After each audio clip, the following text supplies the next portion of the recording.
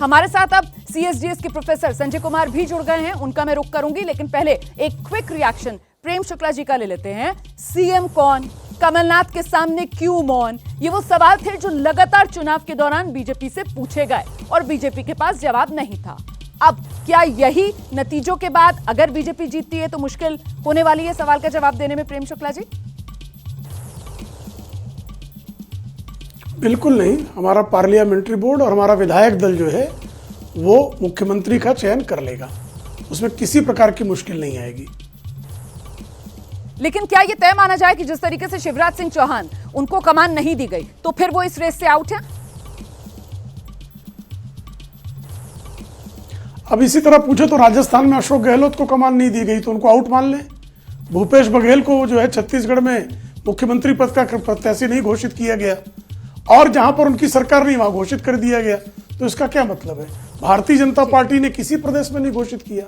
ठीक है, तो भारतीय जनता पहले ही आपसे कहा था कि मध्य प्रदेश पर अभी बात नीति के अनुसार और मध्य प्रदेश को लेकर सवाल मैं इसलिए पूछ रही हूं क्योंकि कांग्रेस की तरफ से ना तो राजस्थान में और ना ही छत्तीसगढ़ जहां का आप जिक्र कर रहे हैं वहां पर कहा गया कि साथ चुनाव जो है वो हम सामूहिक नेतृत्व में लड़ रहे हैं, ना वहां पर एक किसी चेहरे की बात की गई कि हम तो इनके चेहरे पर या इस निशान पर लड़ रहे हैं। वहां चेहरे वही कमलनाथ का मध्य प्रदेश में, राजस्थान में अशोक गहलोत का सर और छत्तीसगढ़ में भूपेश बघेल का कमोबेश कांग्रेस की तरफ से सामने रखा गया और ये फर्क लगातार इस पूरे चुनाव में बीजेपी बिल्कुल नहीं घोषित नहीं है। रोमाना जी आपकी जानकारी है, ये आपका दावा है, कांग्रेस का दावा नहीं है।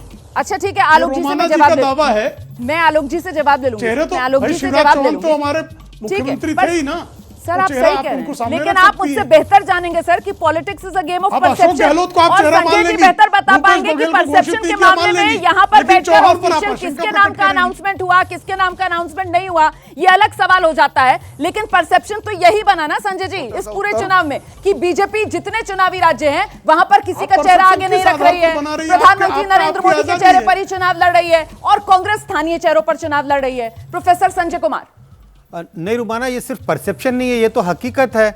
हमें सबको पता है कि न राजस्थान में, न मध्य प्रदेश में, न छत्तीसगढ़ में किसी भी राज्य में बीजेपी ने किसी को भी चीफ मिनिस्टर के चेहरे के रूप में घोषित नहीं किया।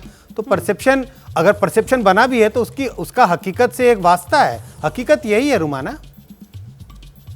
परसेप्शन जिसका जिक्र यहां पर प्रेम शुक्ला जी कर रहे हैं कि साहब कांग्रेस की तरफ से थोड़ी कोई घोषणा कर दी गई है कि अशोक गहलोत या कमलनाथ या भूपेश बघेल, मैं उस परसेप्शन की बात कर रही थी सर। देखिए, अगर कांग्रेस ने घोषणा नहीं की है तो लेकिन जब सिटिंग चीफ मिनिस्टर आप होते हैं तो कई बार लोगों के मन में दुविधा रहती है, भले ही घोषणा न की गई हो। ठीक है, अशोक गहलोत के नाम की घोषणा न की हो पार्टी ने, लेकिन लोगों के मन में तो है इस बात को लेके कि अगर कांग्रेस जीतती है तो शायद अशोक गहलोत ही मुख्यमंत्री बनेंगे, कोई दूसरा भी हो सकता है। लेकिन हाँ, परसेप्शन इस ओर नहीं जाता, इस तरफ नहीं जाता कि अशोक गहलोत को मुख्यमंत्री नहीं बनाया जाएगा। नहीं बनाया जाएगा, इसी परसेप्शन का मैं जिक्र कर रही थी जो शायद समझ नहीं पा रहे थे प्रेम शुक्ला जी और उल्टा मुझसे कह रहे थे कि वो शायद मेरा परसेप्शन है, इसीलिए मैंने आपसे ये बात रख पाई। सर एक सवाल और मेरा, उसके बाद मैं कुछ और आंकड़े दिखाऊंगी। प्रोफेसर संजय कुमार, मैं आपसे समझना चाहती हूं कि ये जो सुप्रीम एग्जिट पोल के आंकड़े आए हैं, ये अलग अलग एजेंसीज के नंबर्स इतना डिफर कर रहे हैं सर, आप इसको किस तरीके से रीड कर रहे हैं? मध्य प्रदेश के बारे में पहले बात कर लेते हैं। देखिए, किसी भी राज्य में जो तमाम एग्जिट पोल आए हैं उसके बहुत अलग अलग अनुमान हैं। अब इन अनुमान में किसको सही माने, किसको गलत माने, किसको ज़्यादा सटीक माने, ये सब जानने के लिए तो उन एग्जिट पोल के आंकड़ों, उनकी मेथोडोलॉजी को समझना पड़ेगा। क्योंकि मेथोडोलॉजी हमारे सामने नहीं है और मुझे तो बहुत आश्चर्य होता है कि कई ऐसे एग्जिट पोल हैं जो वोट शेयर भी नहीं बताते। तो अगर वोट शेयर भी ना बताएं तो कैसे कह सकते हैं कि कौन सा आंकड़ा ज़्यादा सटीक होने की गुंजाइश है?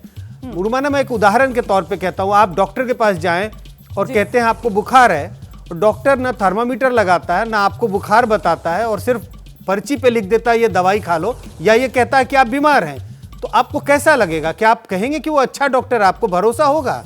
तो ऐसे तमाम एग्जिट पोल आजकल आते हैं जो कोई मेथोडोलॉजी नहीं बताते। कहने का मतलब, अगर डॉक्टर थर्मामीटर का इस्तेमाल ना करे, बुखार का पारा ना बताए और सिर्फ कहे कि बुखार है आपको, सही बात, तो तमाम एक आंकड़ा फेंक दिया और कहा किसी पार्टी को इतने सीटें आएंगी। तो आपका जो सवाल है कि मैं किसको ज्यादा सटीक मानता हूं, कम से कम मैं तो इस पे विश्लेषण करने की स्थिति में बिल्कुल ही नहीं हूं। ठीक है सर, और आपने बहुत ही बढ़िया तरीके से समझा भी दिया कि क्यों आप इस पर विश्लेषण करने की स्थिति में नहीं है। जैसे ही घड़ी का काटा दोपहर 2:30 पे आए, बबीता जी का दिल सास बहू साजिश के लिए मचल जाए। और ये है इनकी बहू, पूरे दिन ऑफिस की टेंशन हो जाए गॉन जब ये करें अपना फेवरेट शो फ्री टाइम पे ऑन। इनकी तरह आप भी देखिए अपना फेवरेट शो अपने टाइम पर और डाउनलोड कीजिए एबीपी लाइव ऐप अपने स्मार्ट टीवी पर।